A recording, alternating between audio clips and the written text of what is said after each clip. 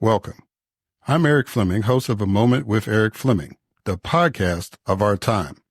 I want to personally thank you for listening to the podcast. If you like what you're hearing, then I need you to do a few things. First, I need subscribers. I'm on Patreon at patreon.com/A Moment with Eric Fleming. Your subscription allows an independent podcaster like me the freedom to speak truth to power and to expand and improve the show. Second, leave a 5-star review for the podcast on the streaming service you listen to it. That will help the podcast tremendously. Third, go to the website, momenteric.com. There you can subscribe to the podcast, leave reviews and comments, listen to past episodes, and even learn a little bit about your host. Lastly, don't keep this a secret like it's your own personal guilty pleasure. Tell someone else about the podcast. Encourage others to listen to the podcast and share the podcast on your social media platforms because it is time to make this moment a movement. Thanks in advance for supporting the podcast of our time. I hope you enjoy this episode as well. The following program is hosted by the NBG Podcast Network.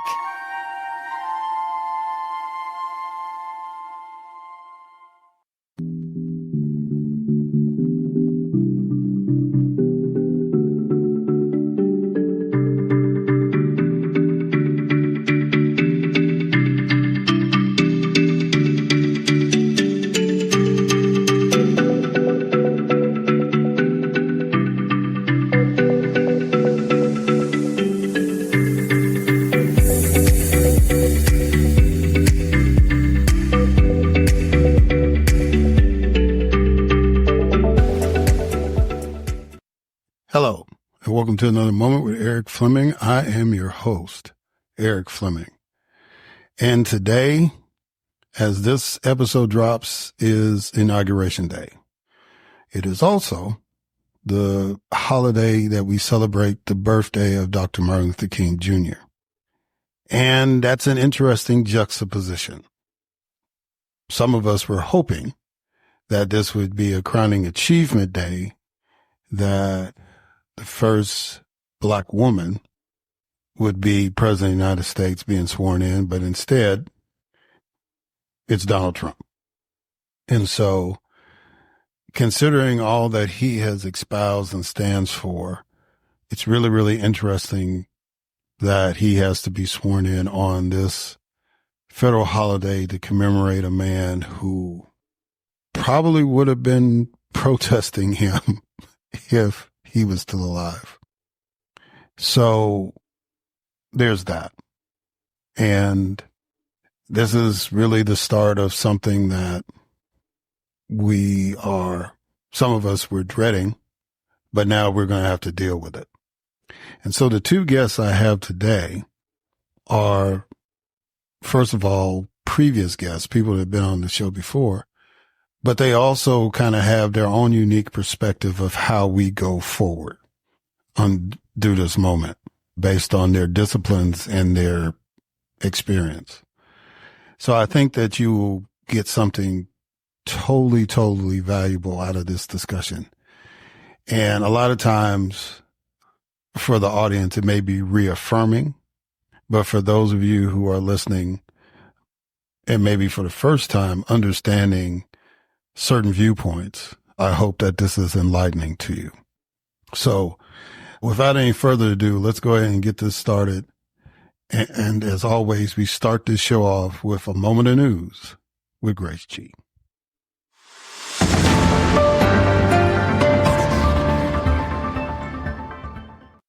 Thanks, Eric. Hamas and Israel agreed to a ceasefire in Gaza, which includes a hostage exchange after 15 months of conflict. In his farewell address, President Biden warned of the emergence of an American oligarchy among tech billionaires, likening it to Eisenhower's concerns about a military-industrial complex and emphasizing the threat to democracy and individual rights. Special counsel Jack Smith's report accused Donald Trump of a criminal effort to overturn the 2020 election, but potential prosecution was hindered by his election victory, leading to Smith's resignation after submitting his final report. The death toll in the Los Angeles wildfires has risen to 25 as firefighters still battle to contain them. Pete Hegseth faced tough questioning addressing past controversies, but maintained Republican support during his confirmation hearing for Secretary of Defense. Pam Bondi, nominated for U.S. Attorney General, promised not to target individuals based on politics, but avoided specifics on investigating Trump's critics at her confirmation hearing. A DOJ report revealed that some state and local law enforcement officials participated in the 1921 Tulsa, Oklahoma race massacre. The U.S. House passed the Protection of Women and Girls in Sports Act, aimed at banning transgender girls and women from school sports. The FCC dismissed complaints regarding ABC News' moderation of the Biden-Trump debate and Vice President Harris's appearances on CBS and NBC.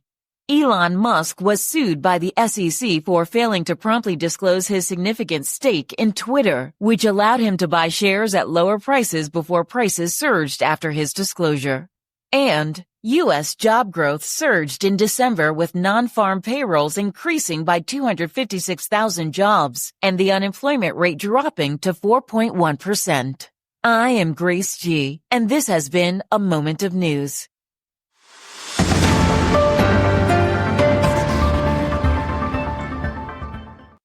All right. Thank you, Grace, for that moment of news.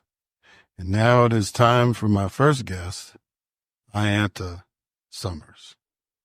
Ianta Summers is a noted public affairs strategist and Washington insider for over 20 years. She has advised mayors, members of Congress, as well as C-suite executives, and is recognized as a leader in today's uncertain times. She cut her teeth in her career in politics at the private lobbying firm of Van Soyak Associates, where she gained valuable skills in federal advocacy, coalition, and relationship building. From there, she served 4 years as a legislative staffer on the Coast Guard and Maritime Transportation Subcommittee under the guidance of the Honorable Elijah E. Cummings and Committee Chair James Oberstar. During her time on the Hill, she developed a niche for maritime transportation. While a staffer, she passed the 2010 Coast Guard Reauthorization Act, presided over the investigation of the 2009 Deepwater Horizon spill, as well as conducted over 25 hearings on the subcommittee during her time on the Hill. In 2017, Ms. Summers helped organize the Women's March on Washington, the largest protest in American history that spanned a total of 5 million protesters worldwide. She and her team was named the 2017 Glamour Women of the Year and later organized the 2017 Women's Convention in Detroit, where over 5,000 first-time grassroots organizers gathered for 2 full days of plenaries, breakout sessions, keynote speakers, and celebrity entertainers. In 2020, she served as an associate producer on the Biden-Harris campaign paid media team, where she helped produce targeted commercials and art installations for the campaign.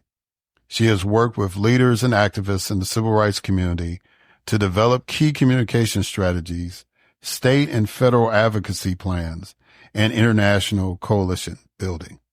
As a strategist, a variety of issues cross her path where she is able to utilize her skills to navigate efficient solutions. She is a native of Newport News, Virginia, and is a graduate of University of Maryland with a degree in global business and public policy. Ladies and gentlemen, it is my distinct honor and privilege to have again on this podcast, Ianta Summers.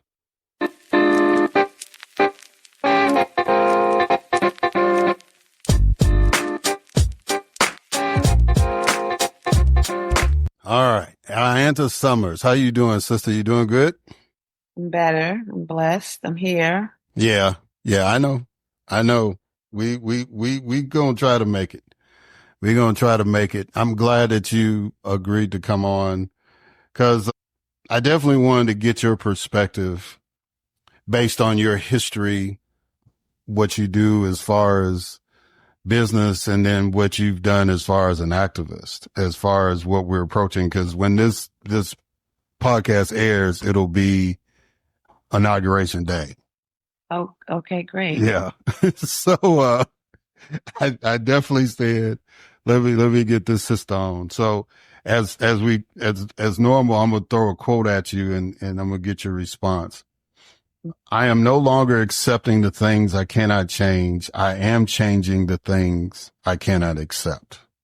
What does that quote mean to you? It means that like Michelle Obama said, I'm keeping my peace and I'm not overextending myself and being in places where I know I'm not welcome or where I feel uncomfortable. It means protecting your peace and your space. That's what it means to me. All right. So I've added another feature. So I want you to, between the number between 1 and 20, give me a number. 13.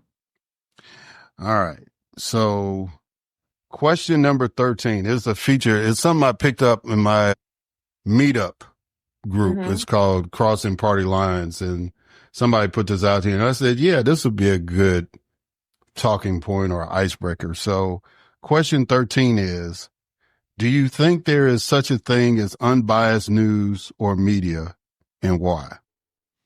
It's unbiased to an extent, but not cable news. Cable news is not designed to be unbiased. And I think that's what people don't understand. Cable news is entertainment. It is not just news. It is opinion. And that's why you have so many talking heads on cable news. Now, the broadcast networks that have to broadcast into your home, like ABC, PBS, NBC, nightly news, those are less biased. But they also have a veneer of interpretation of the human experience. So there is going to be some kind of opinion. It may be fact-based opinion, but there is some kind of opinion that goes with that kind of news reporting as well. It's not just straight from the street news reporting. It's interpretation so that people understand the nuances of time and space and when things happen. Yeah. I tend to think that, you know, the more independent the news source financially, the less bias you would have. I just, you know, I mean, all the major networks are owned by major conglomerates, and we saw what happened with the Washington Post and Los Angeles Times during the election and all that. So I agree with what you're saying. You know, they have a perspective, but it's not totally clean to me, because there are certain things they won't be able to run because, you know, they're corporate controlled compared to like Reuters or, what's another good one? The Guardian or AP. Courier or something like that. AP, The Intercept, a lot of internet, a lot of places that got their start on the internet are now expanding into more broadcast. So you have more independent journalists, but even, you know, everything has to be funded. But that's true. Yeah. Money makes the world go round. Money makes the world go round. Anytime you have something, you know, unless you have a product that you're selling, if you're looking for something to be funded, there's going to be contingencies on how those funds are spent and what you can say, because, you know, people are always looking out for their bottom line. And that's just what business is. Yeah. People are in business to make money, not lose money. Well, that's true. That's true. That's true.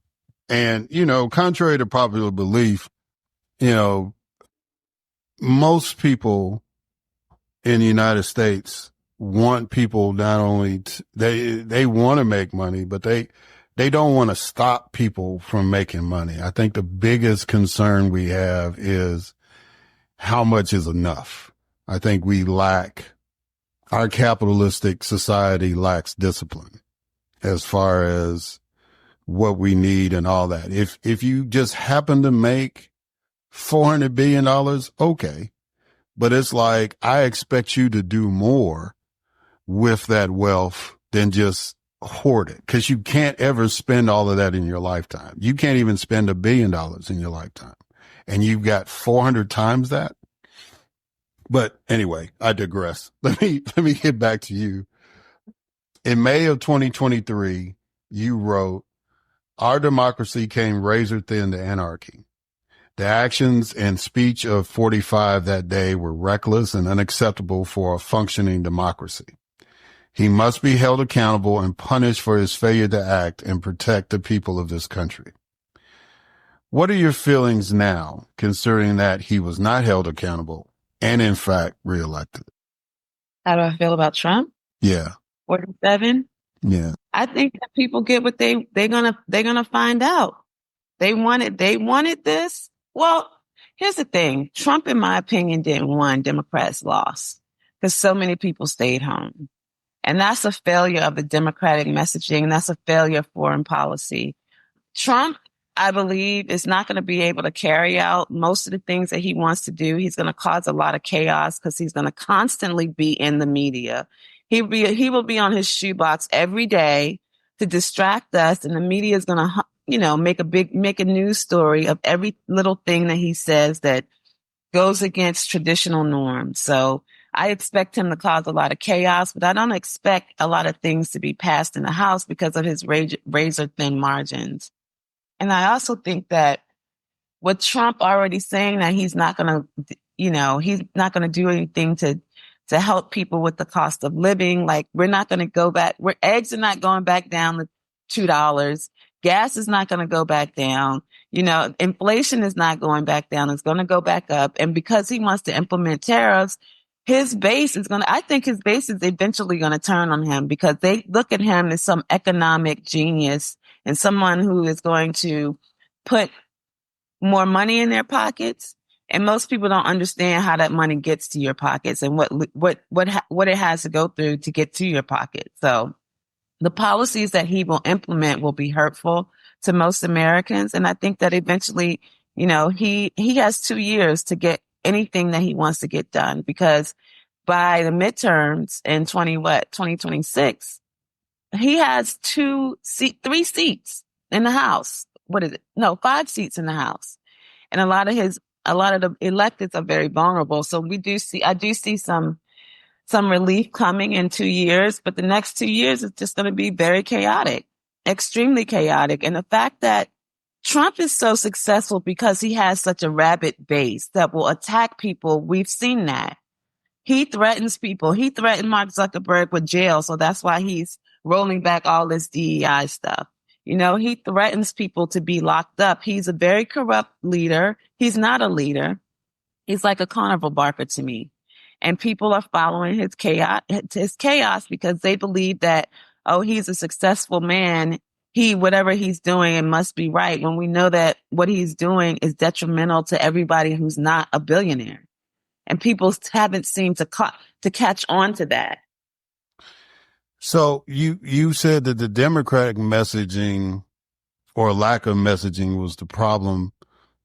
Why do you think people buy into the fact that Donald Trump has an economic plan? He literally said in his presidential debate with Vice President Harris that he didn't have a plan. He had concepts when it came to healthcare.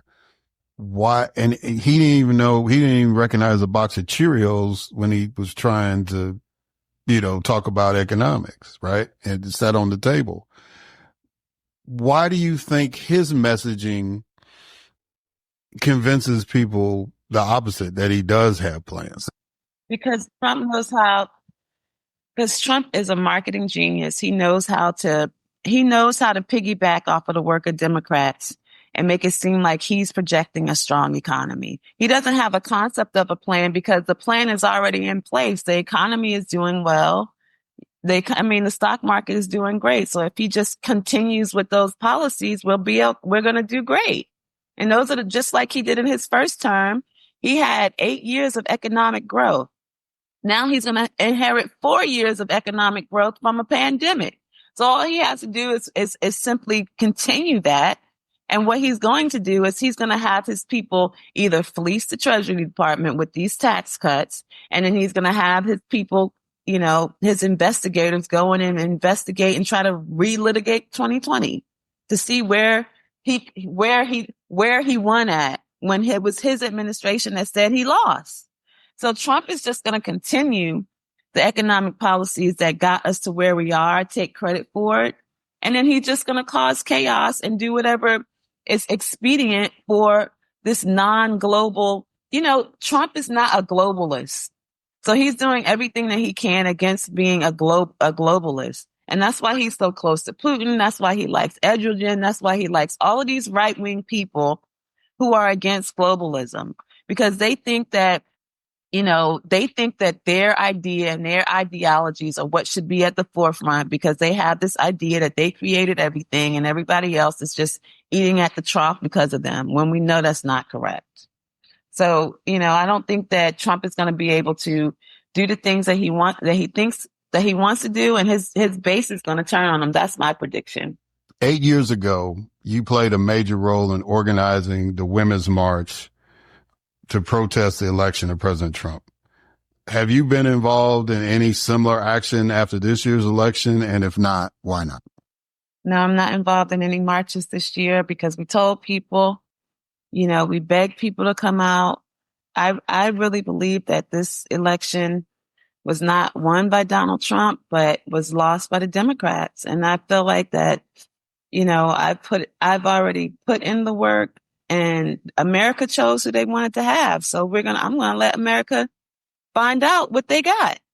I don't feel the need to participate and comment and do any free labor anymore in the political field to protest anything, because Trump is trying. The only thing that Trump is trying to present himself as, he's not the strong man that he is, but he is. And we're going to find out in just a few days how chaotic it's going to be. And it's going to be like, a repeat of his previous 4 years. So we should be prepared for what he's going to try to do. And I don't think anything can top the Women's March of 2017. That was just lightning in a bottle. That was really lightning in a bottle. Yeah. I mean, that was a historic moment. It was right there. When you think about the March on Washington, you think about the Million Man March, the Women's March is right up there, if not bigger, because it was all over the country and really all over the globe. So in every continent. Yeah.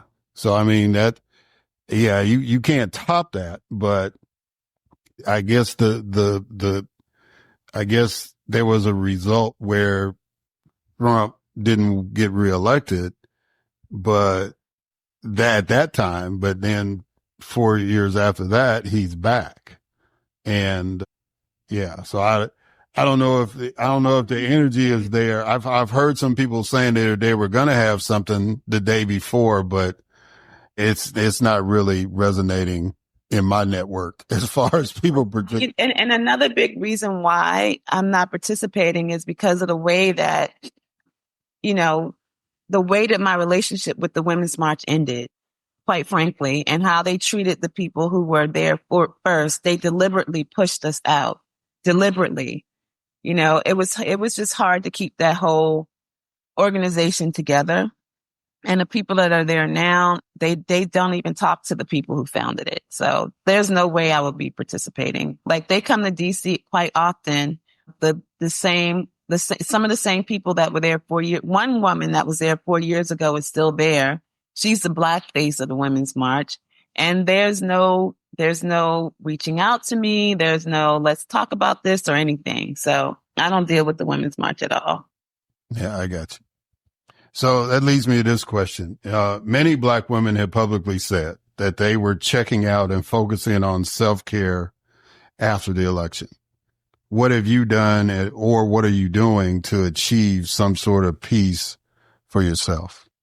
I just became a grandmother, so I'm spending a lot of time with my my granddaughter, which is very therapeutic. But, I think that building community is going to be really important over the next 4 years, because we're not going to be able to depend on our leaders for any kind of guidance. We're not going to be able to depend on our government. We don't even really have a government at this point.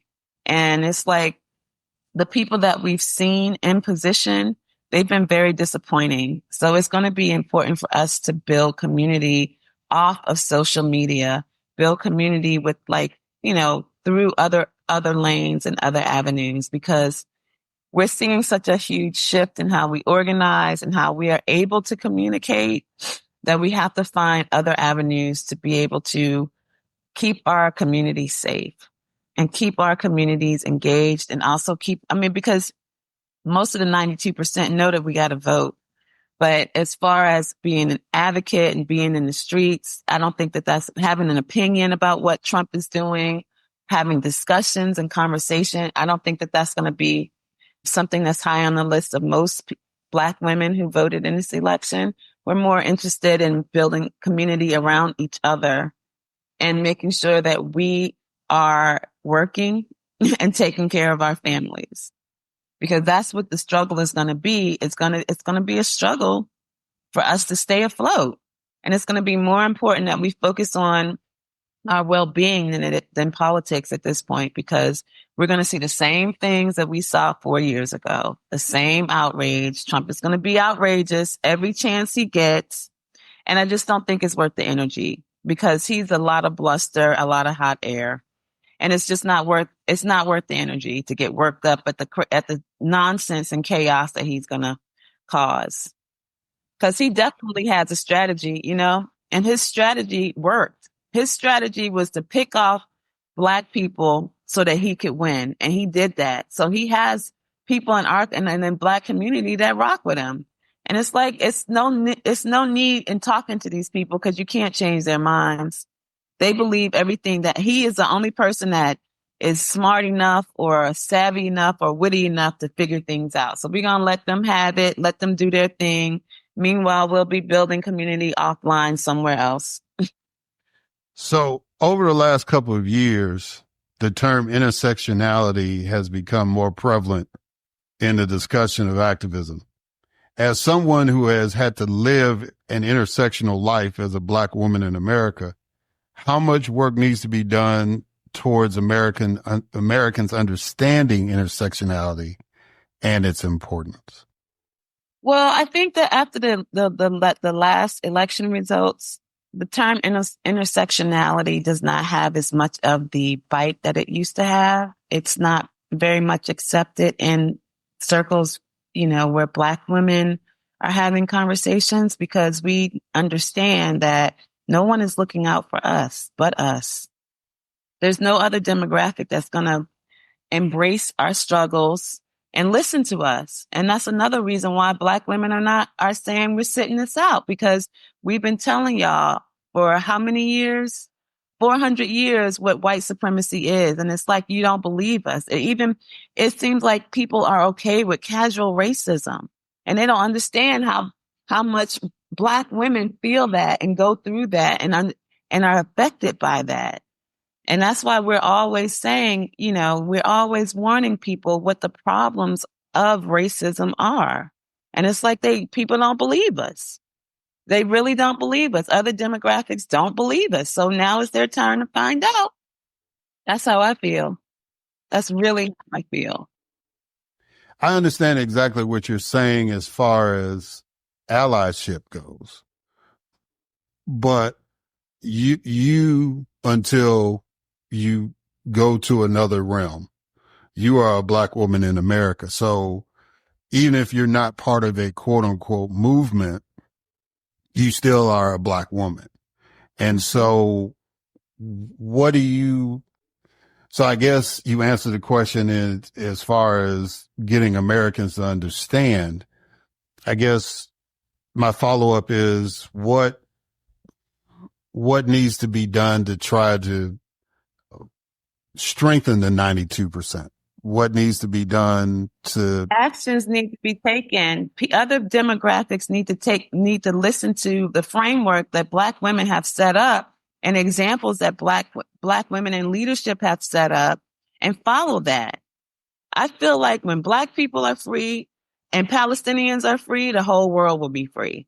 And if we're not following them, if we're taking our cues from other people that don't understand the struggle, I'm talking about Black American women that have been through chattel slavery, who still have the scars. If we're not taking their accounts into how we navigate white supremacy and this government that we have that's under white supremacy and white nationalism, then then other communities are not going to be able to navigate a movement, for example. You know what I mean? They're not going to be the Fannie Lou Hamers of the world. They're not.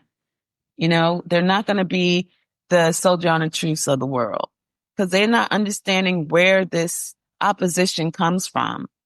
We understand it, we live it, and we breathe it. And it's like people are not listening. They're dismissing it when those same tenements of the 1920 Tulsa race riot are still here in our society.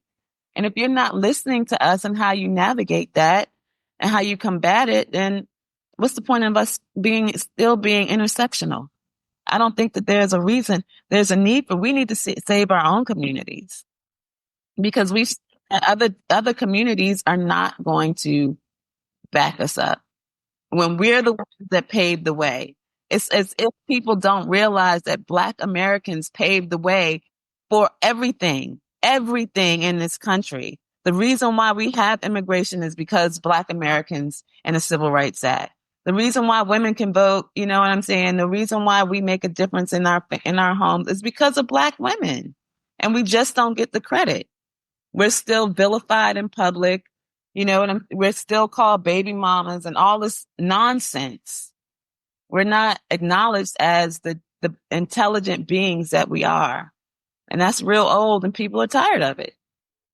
Because the women that you mentioned, Fannie Lou and Sojourner, and I'll throw in Ella Baker and Bell Hooks. It's more, they embrace more of their Blackness than their femininity when it came to activism, because of what you highlighted. Is that more or less the direction we should go? As a matter of fact, let me just say this. Let me ask this question this way.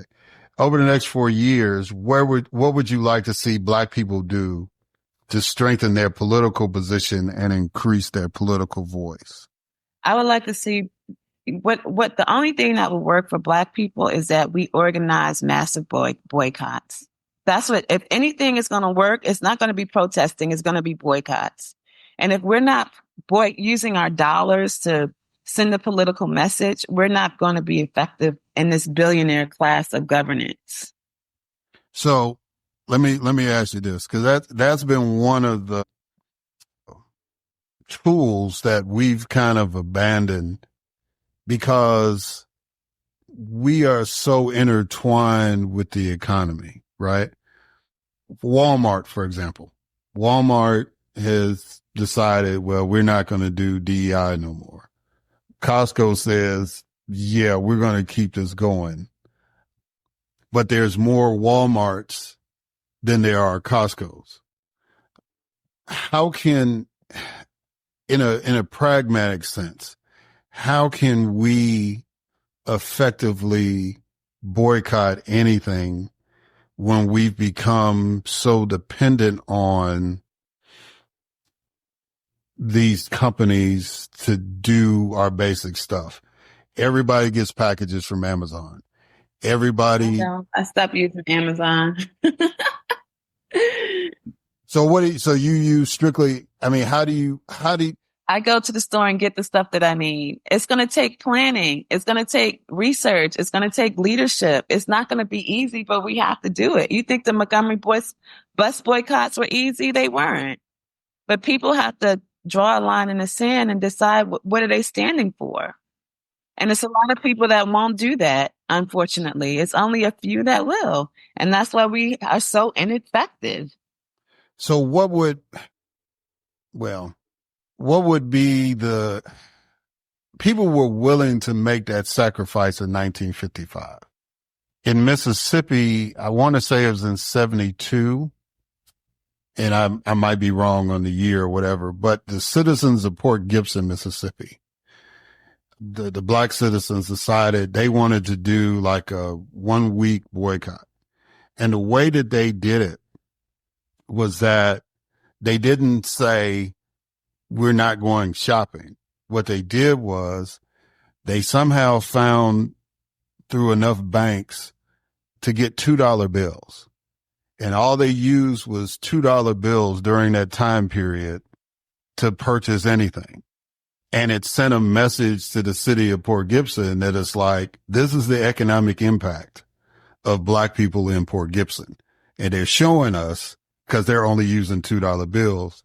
And now when you go to Port Gibson, it's like, is there any white folks in Port Gibson? Right? Because Claiborne County, they run everything down there.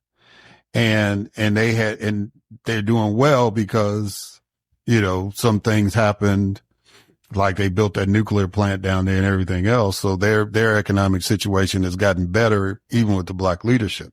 Mm-hmm. How do we, in this day and age, get people to make the sacrifice that those people in Montgomery, that those people in Port Gibson be willing to do in order to be effective in a boycott? Do we target one particular thing? Do we try to do like the sisters try to do after the election and say, okay, this is going to be your Black Friday Christmas list, only shop at these particular stores? How would you envision an effective boycott to send a message? We need to organize. We need to decide on what it is that we're boycotting, and then we need to organize. It's not that they, like we always say, it's not that the other side is better than us. They just out-organize us. It's just as simple as that. Like, if we decide that, for example, we're going to cut cable off for a week, we could change the whole narrative, but we won't do that because we got to be we have to let people know that boycotts are sacrifices, and we have to find something that we can sacrifice for a long period of time and we can organize around. Yeah.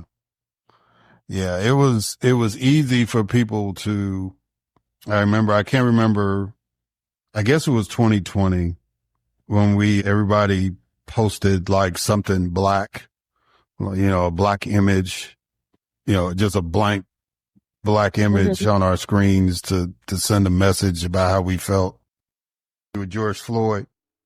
But yeah, I think one of the things was done, Jesse Jackson Sr. tried to get black folks to get more engaged in buying stocks. And I remember they had a big boycott because MCI wouldn't unionize. And so he had so many shares. So he showed up at the shareholders meeting and challenged MCI at that point. Now, of course, that guy ended up going to jail, Bernie Ebbers, for taking money off the talk and lying about how much MCI was worth. But that didn't even seem to really generate stuff. I bought stock. I remember we were talking about what was going on in Colombia with the farm workers that was dealing with Coca-Cola. And it was like, well, we need to boycott Coca-Cola. I said, or you can buy stock in Coca-Cola and have a say-so as a shareholder. And she was like, well, you're not going to the national meetings. I said, no, but they send me a ballot. And in my ballot, they ask shareholders to mark comments. And in my comments, I said, we need to treat the farmers that create the product better. We need to pay them. We need to make sure that there's no human rights abuses on the farms, all that kind of stuff. So it's documented, right? And so, my little shares weren't going to, but I felt that was an effective way to continue to highlight what was going on. But again, I think that goes back to what you're saying. We have to really, really organize and commit. Even if we don't do a boycott, we do a buy-in, right? You still got to organize. And, we were kind of talking offline about commitment, right? Mm-hmm. Where do you see, and we'll close out with that. Where do you see the leadership to push ideas like that and to make the commitment to organize? Where is that leadership going to come from in our community? Well, America is about capitalism. So the people with the most money have the bigger voices.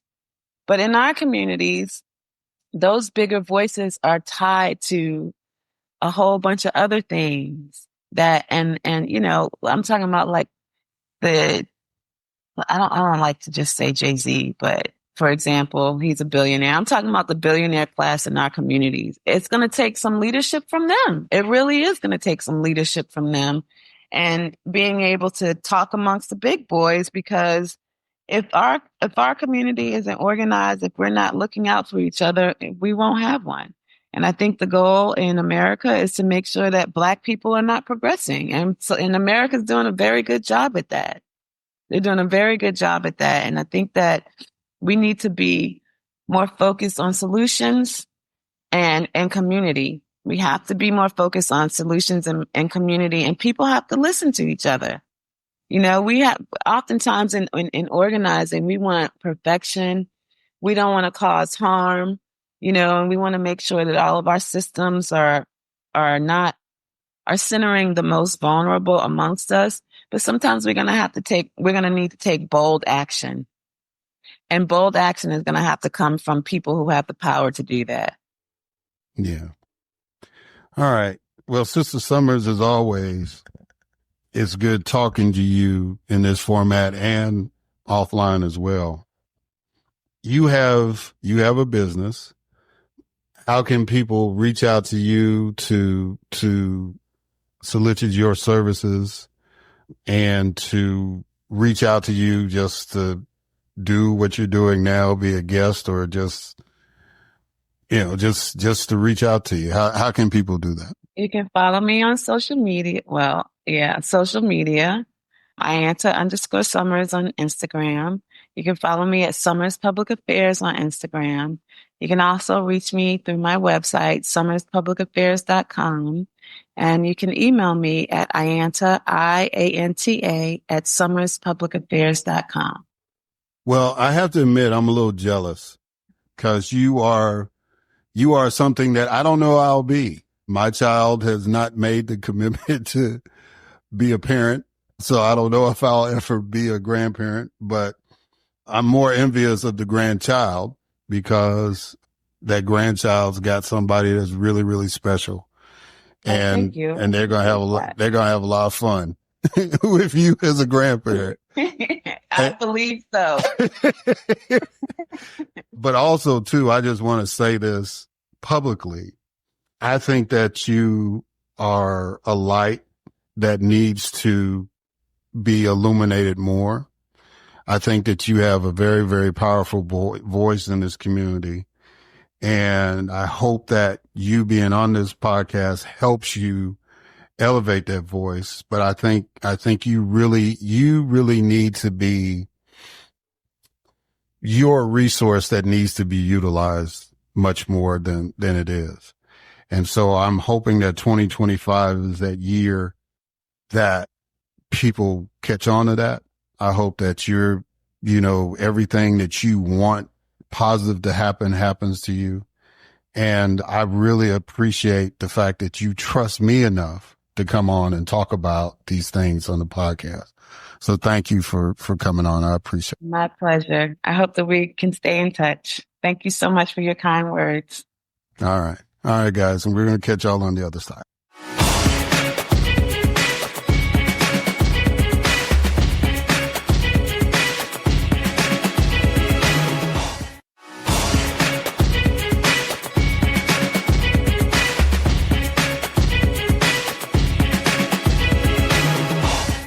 All right, and we are back. And so now it is time for my next guest, Dr. Reneé Carr. Dr. Reneé Carr is the trusted confidant to elected officials and high-impact CEOs. She applies psychological science, business acumen, and human understanding to produce change at the state and national level. With expertise in human thinking, behaviors, emotions, and communications, Dr. Carr advises leaders on the solutions to improve their government's economy, culture, and impact on citizens. She also provides insight on the likelihood of future events, strategies to prevent future problems, and solutions for current problems or crises. As a refreshing voice of honesty and intellect, Dr. Carr attracts listeners and viewers who want real, frank, and smart information to better understand social issues, critical news, in current events. Dr. Carr has become a trusted source that audiences can repeatedly turn to for unbiased explanation and advice. As an award-winning psychologist and entrepreneur, she has received numerous recognitions for her innovative use of psychology to produce significant outcomes, change, and achievements for her clients. Ladies and gentlemen, it is my distinct honor and privilege to have on this podcast again, Dr. Reneé Carr.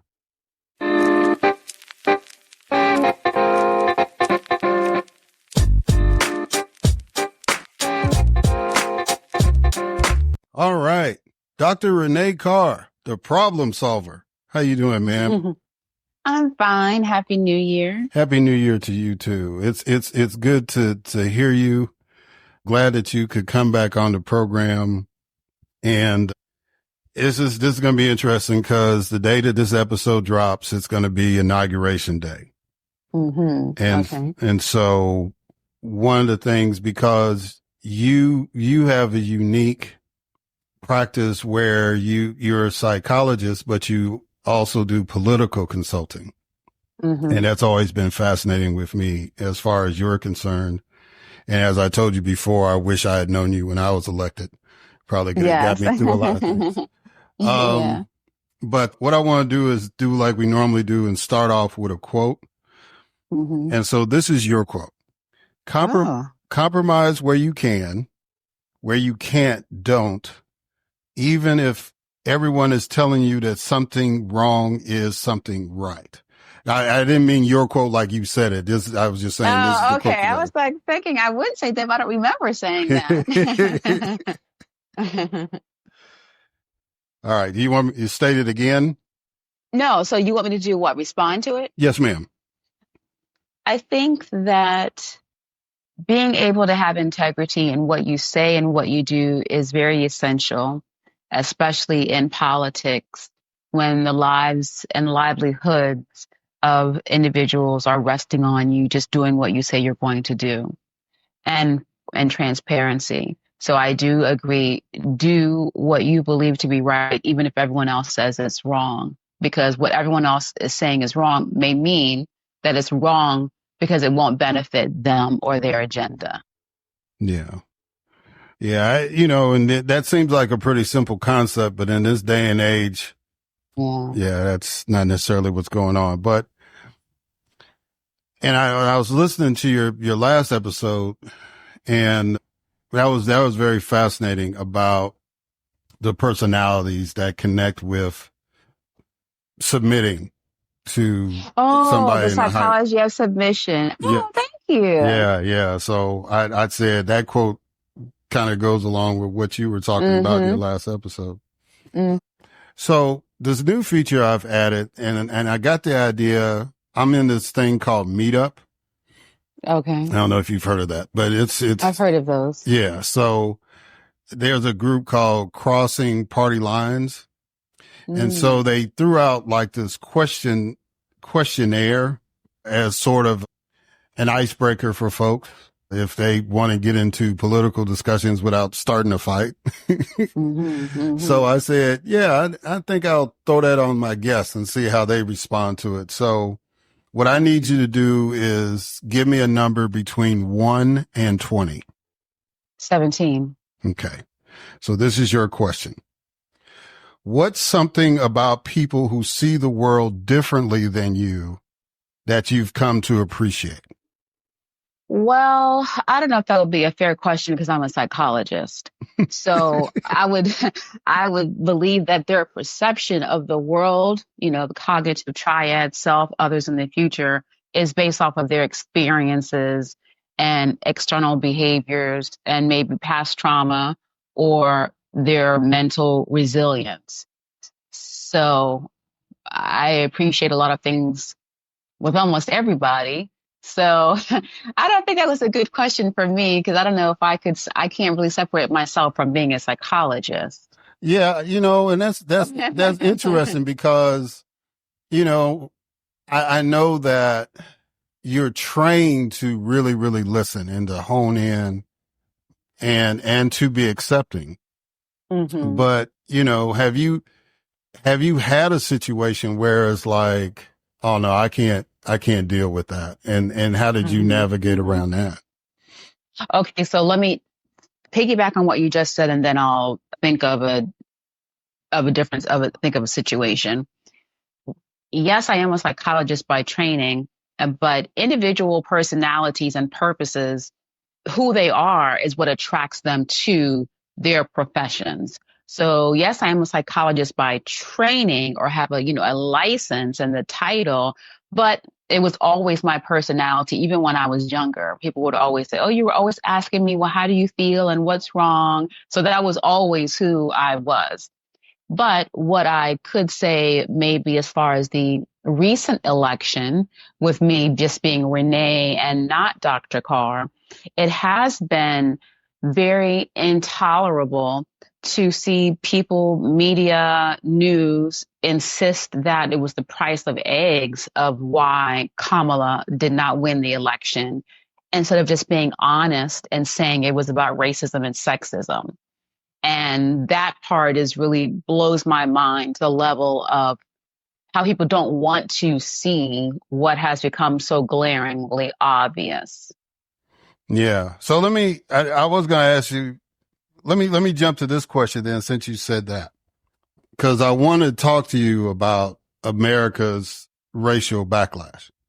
Mm-hmm. Now, I personally have seen 4 examples of this backlash: the election of Ronald Reagan, the formation of the Tea Party after the election of Barack Obama, and the 2 Trump elections.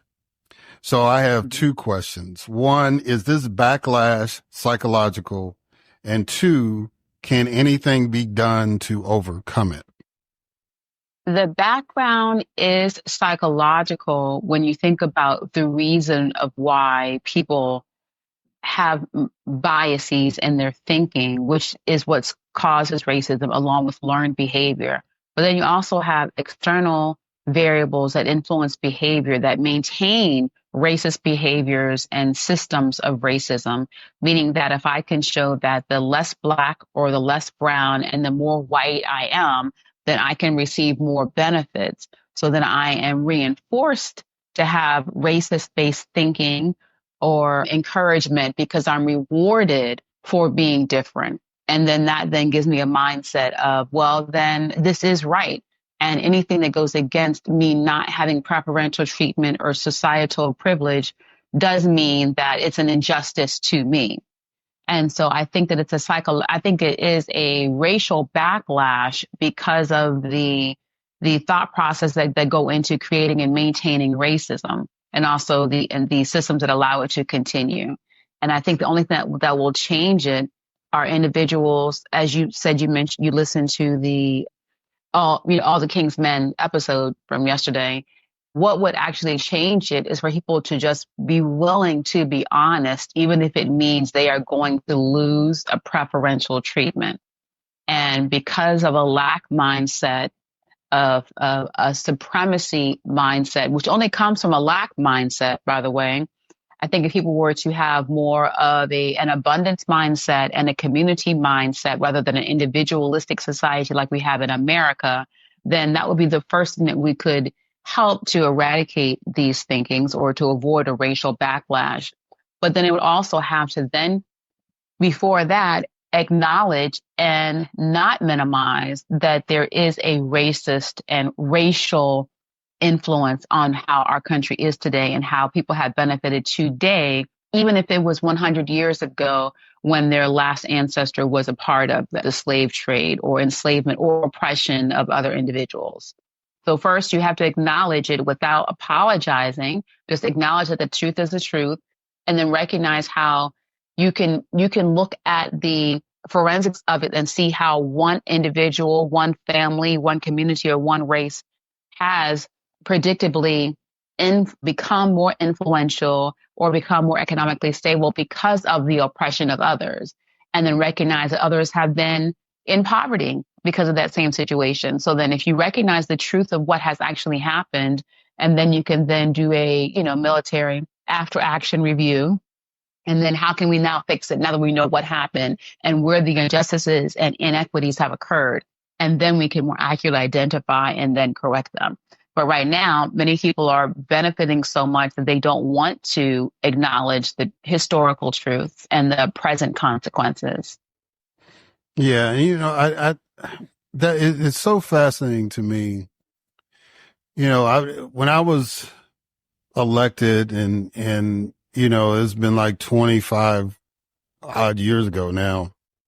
It was like the move was reconciliation, right? It was like trying to get to that step of, reconciling the differences between blacks and whites in America and all that. But now it seems like we've regressed to the point now we're not even, we got to go back to acknowledgement before before you can reconcile, you got to acknowledge. And it seems like now we've regressed. Do you have that same observation? I think that the acknowledgement, now that we look at what happened with the reelection of Trump, despite known behaviors that he has done, the first time, everyone, didn't really know so much, but the second time everyone did know and still thought that he was the better candidate than an actually qualified, elected official. So I think that all that really revealed is that there was a previous attempt for reconciliation, but because it was done legally rather than in the hearts and minds of individuals, when the individuals who thought as if they were forced to reconcile, then perceived that they were losing, again, their preferential treatment and that they were no longer having an equal say and others having less say, then I think that when it continued, despite having the laws or legislation or policies to help promote equity and racial reconciliation, when someone who came along allowed them to see that, no, we can be blatantly racist and resume our power, then that just uncovered what was already there that had been suppressed. Yeah. All right. So we are in the middle of the confirmation process for the next administration.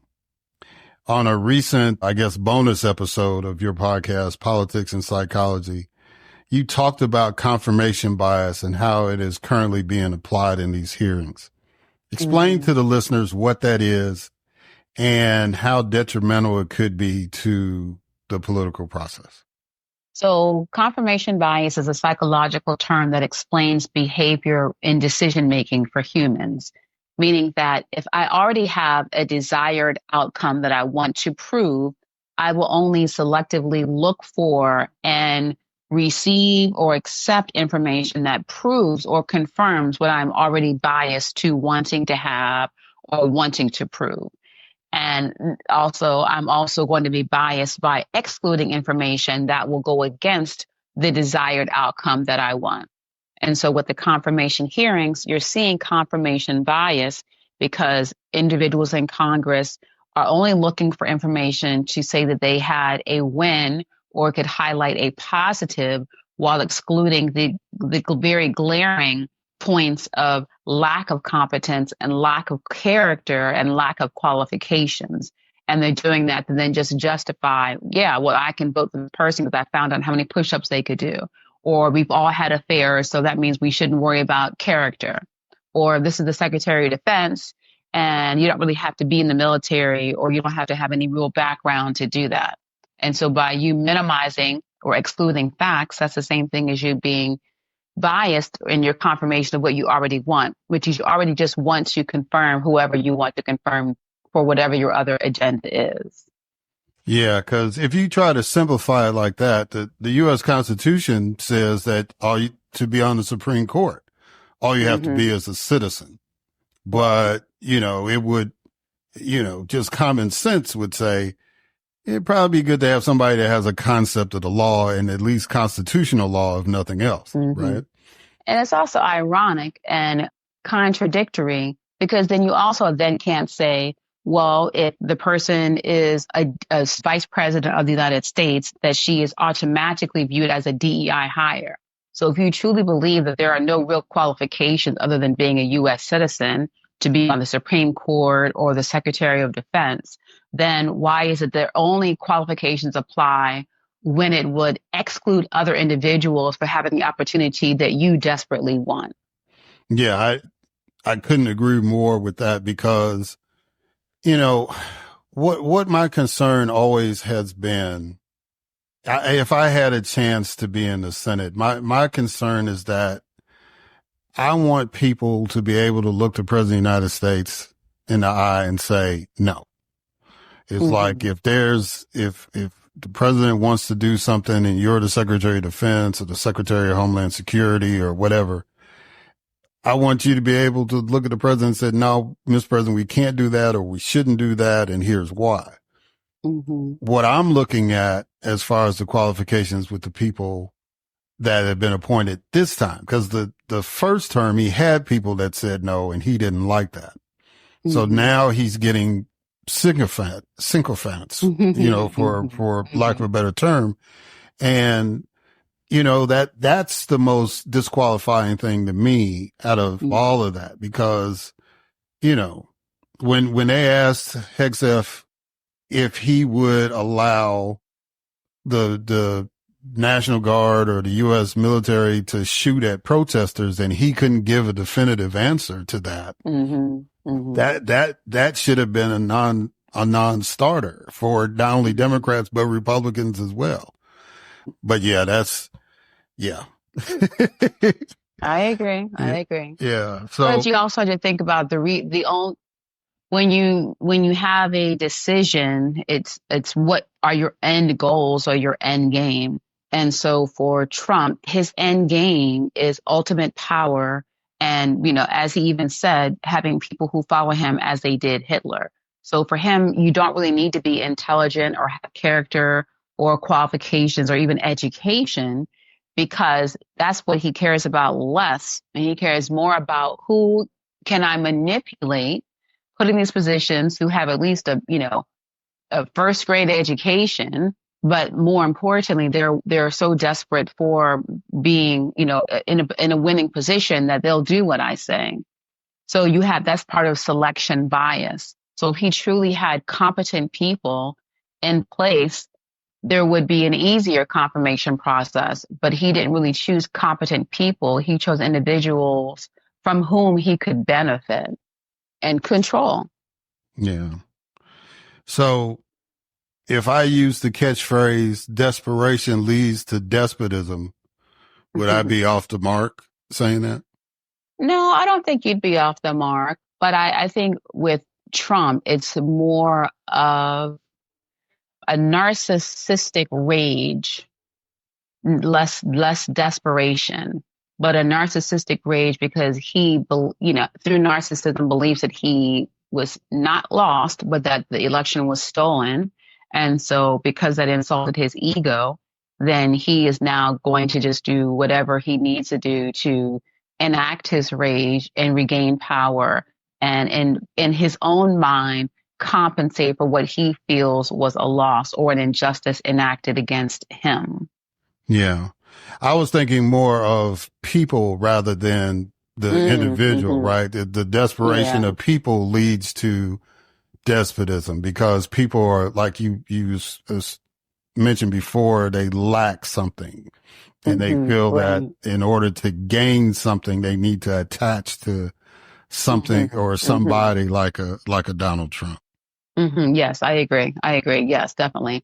Especially when you consider that many of the people that he has nominated lost their own election campaigns. I'm going to do an episode on that as well. But many of them lost their own re-election campaigns and multiple losses. And so now they're desperate to have a win. And someone just gave them, the ultimate DEI, didn't earn it. And so they're just given these positions despite not even winning in their own cities or states. Yeah. So they are desperate. Like, oh, yeah, sure.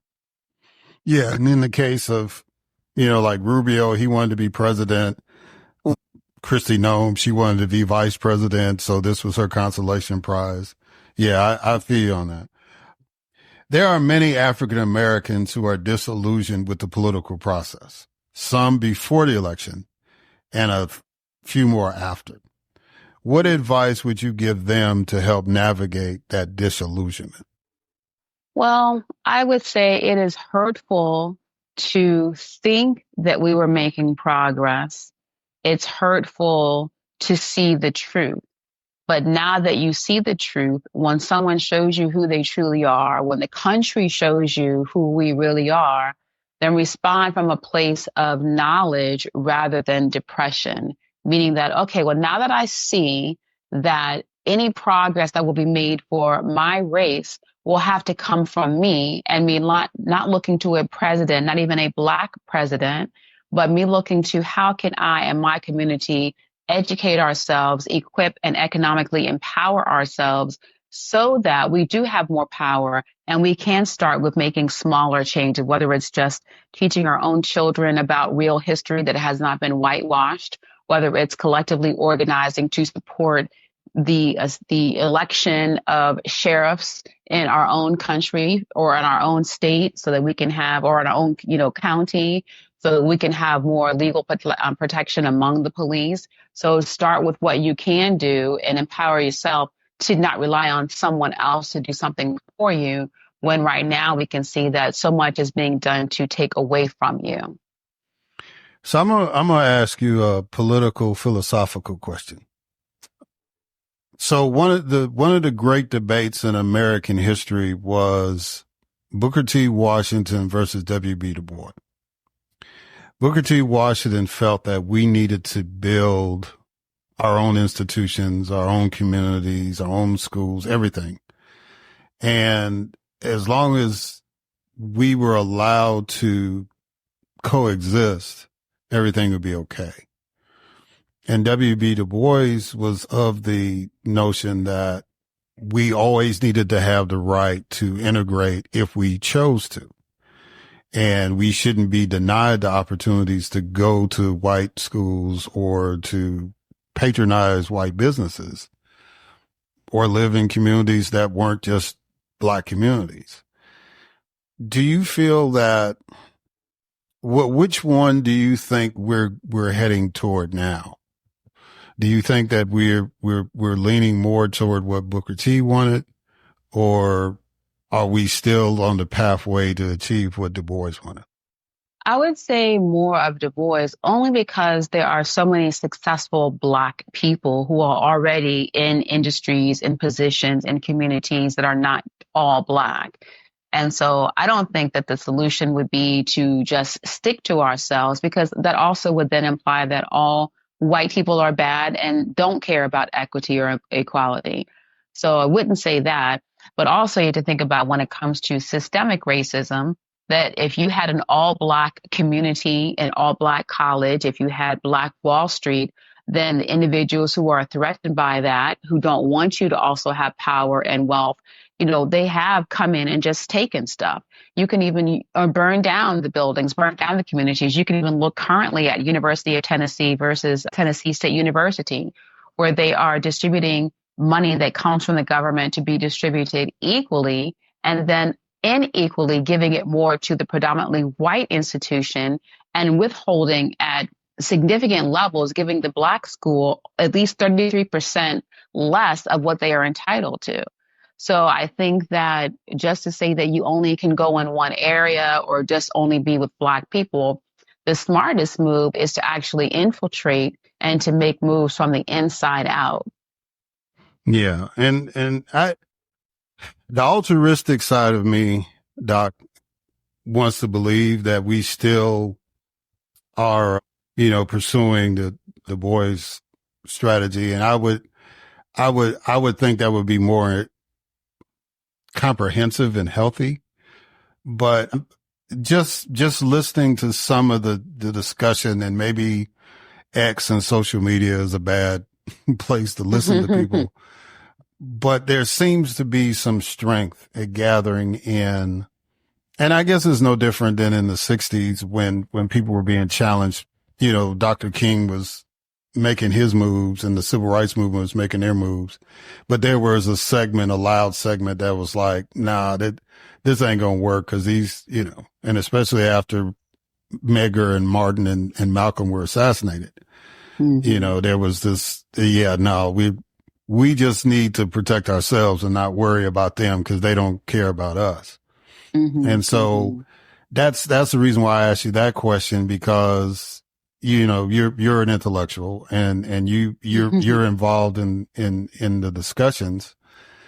I just wanted to kind of pick your brain on that, because that's kind of my concern. I would like for us to continue to feel that America is a place where we can achieve in all sectors. But I'm afraid that this generation, even though they didn't see what we saw, and we were young when that happened, but you might have been even a toddler when that happened. But, it's like that's kind of the vibe I'm getting.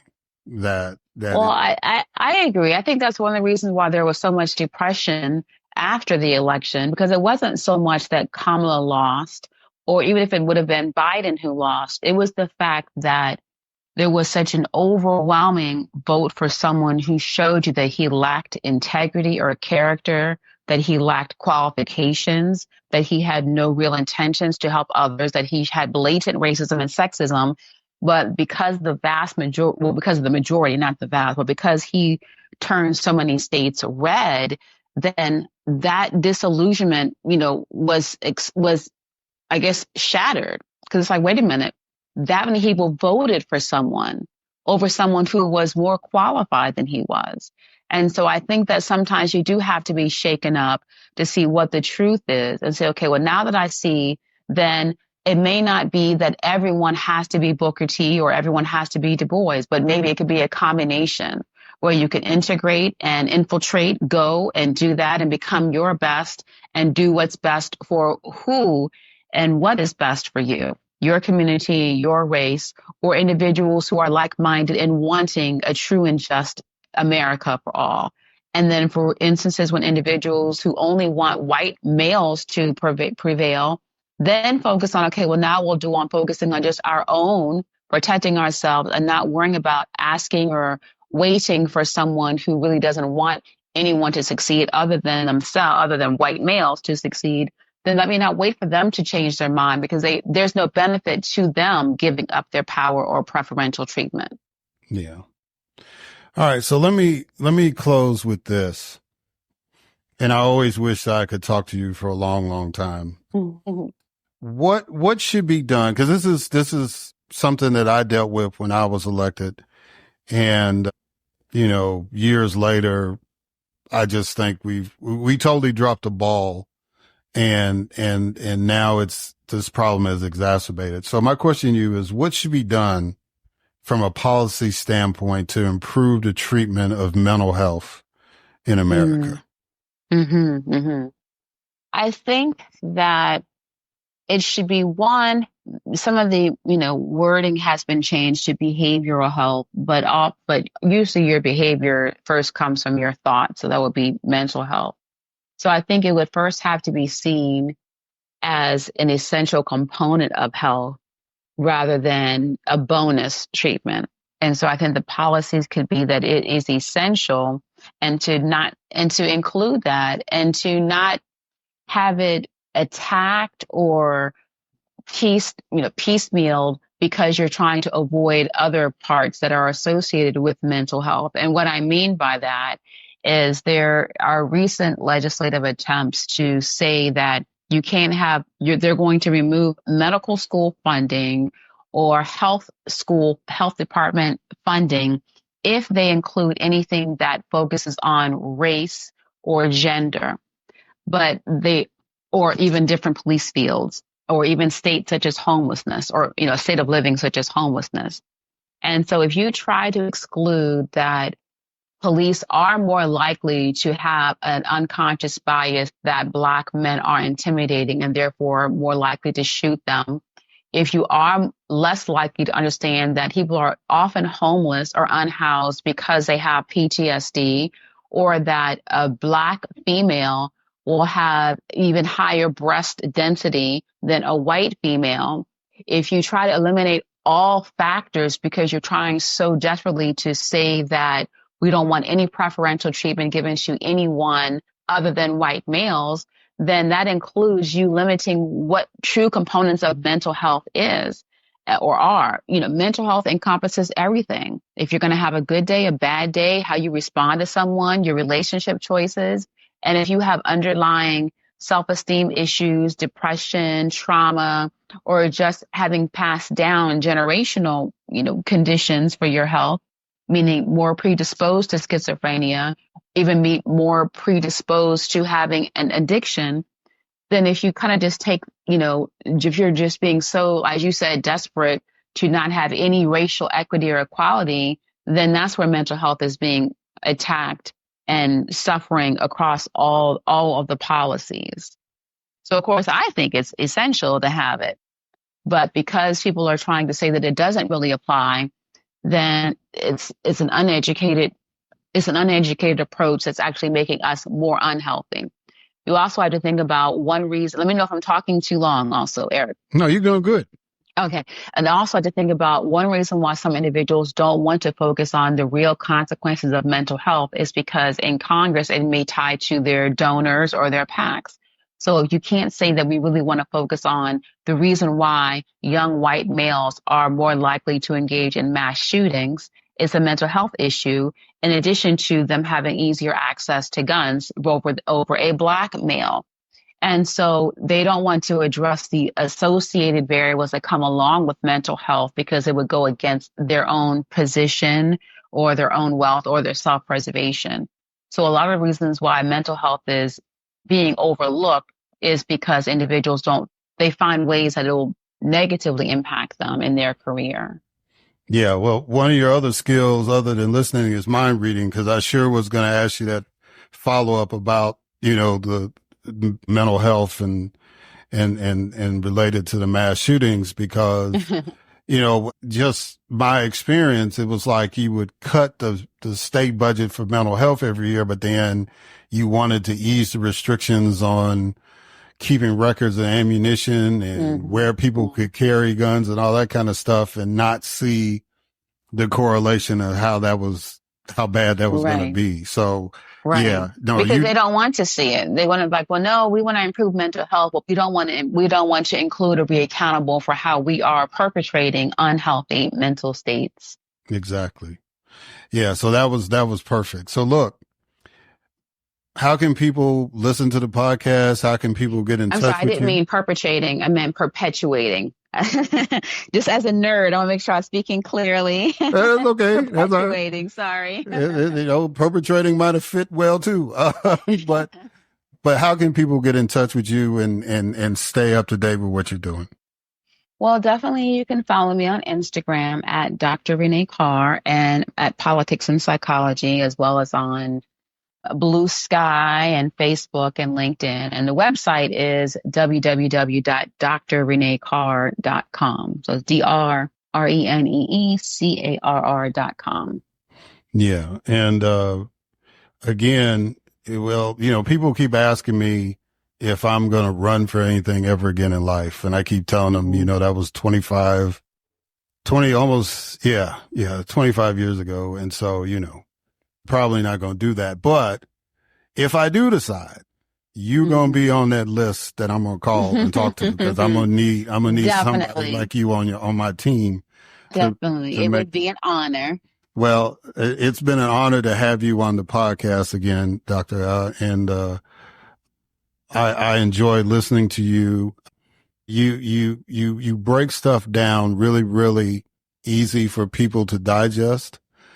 And good. Okay. Yeah. You do a real excellent job at that. And so if people want to get a psychology viewpoint of a psychological, I guess, better term, viewpoint of the political state that we're in, I suggest y'all listen to Politics and Psychology, because Dr. Carr, you do a good job. So again, thank you very much. Oh, you're welcome. And thank you for coming on the podcast again. I appreciate you.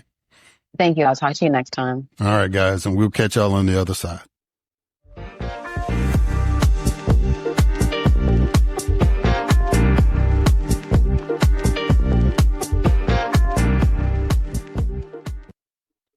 All right.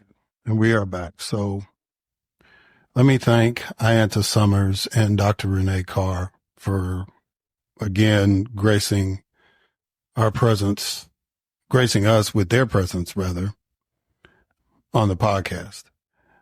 It is always good to talk to those sisters. They are very, very strong, intelligent, capable sisters. And I find inspiration in both of them. And like all of us of a certain age, we've been dealing with stuff personally and professionally for a while. And, all of us can consider ourselves survivors. But now we're about to enter a new territory.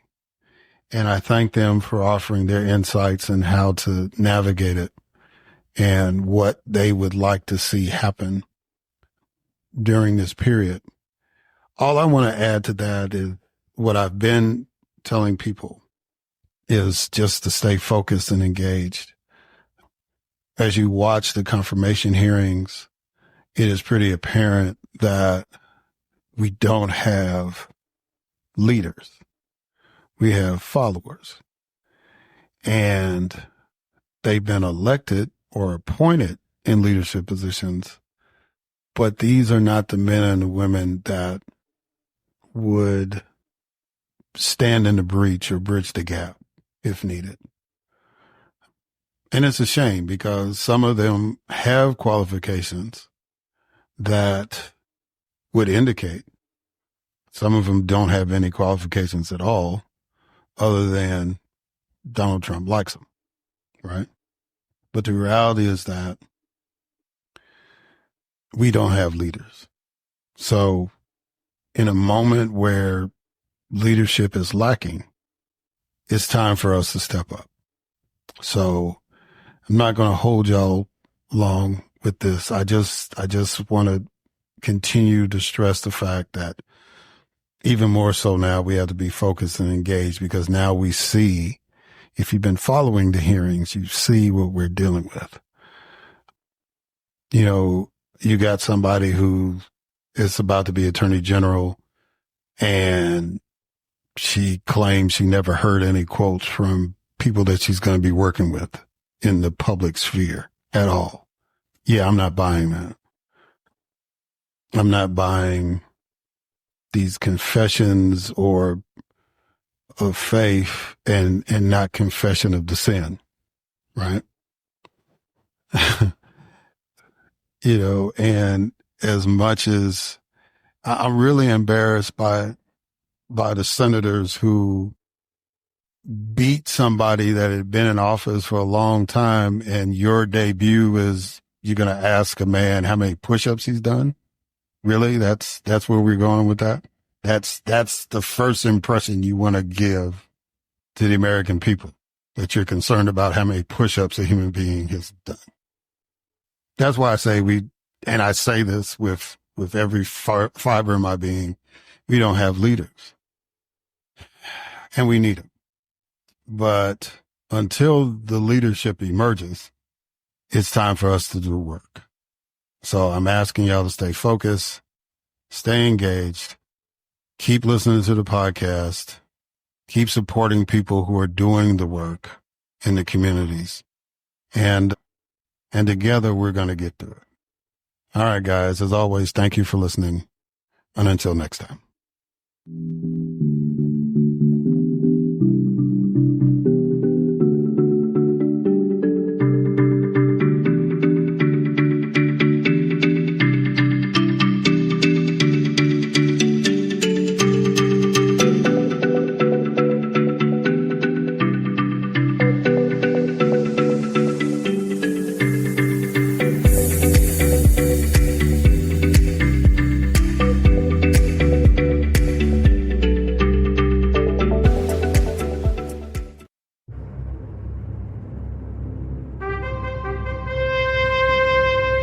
NBG Podcast Network.